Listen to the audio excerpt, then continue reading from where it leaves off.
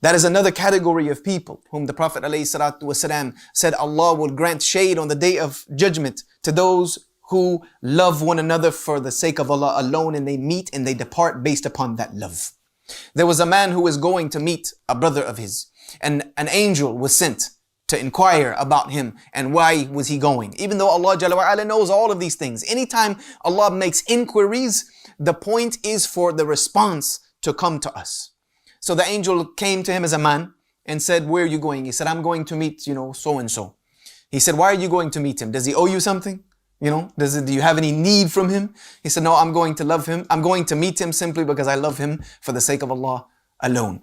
The angel responded, may the one whom you love your brother for, let you know that he loves you in return. That he loves you in return. If we had that genuine love for one another, we would be in a much better place than we are right now. A much better place than we are right now. Meaning that when I see a brother or sisters see another sister, and this person is a possessor of Tawheed, they believe in Allah Jalla wa Ala alone. They believe in the Prophet Muhammad alayhi salatu wasalam as the last and final messenger. They believe in the Quran as the book of Allah subhanahu wa ta'ala, uncreated, unchanged. Then that is my brother or sister in faith, and I have love for them. True love for them. True love for them. If we had that, wallahi, we'd be unstoppable. We'd be unstoppable because we'd be one unit. We'd be one ummah. We'd be one knit community together. Even if we disagree on many things, we might not even speak the same language. We don't eat the same food. We might not dress the same. We might disagree on certain fiqh matters here, there, and the third, which is permissible.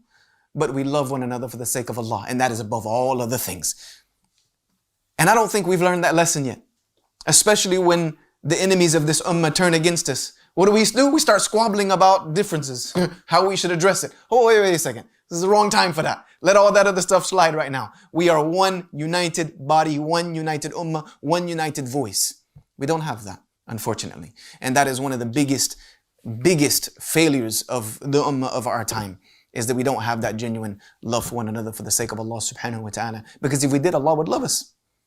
If we did, Allah would love us. Because when we love one another for Allah's sake, then Allah loves us in return.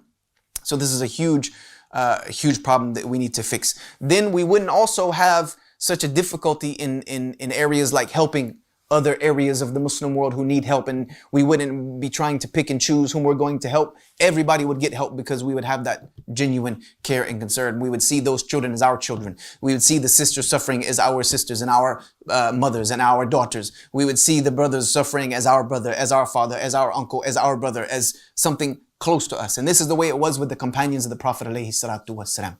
They are our example. Allah says about them, not about you or I. Allah says about them, "Kuntum khayran ummatin ukhrijat linnas." I know we like to say that's about us. No.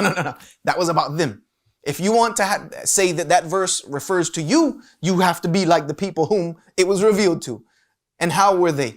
They were people who came from different lands, different places, but above everything else was the love for Allah subhanahu wa ta'ala and His messenger.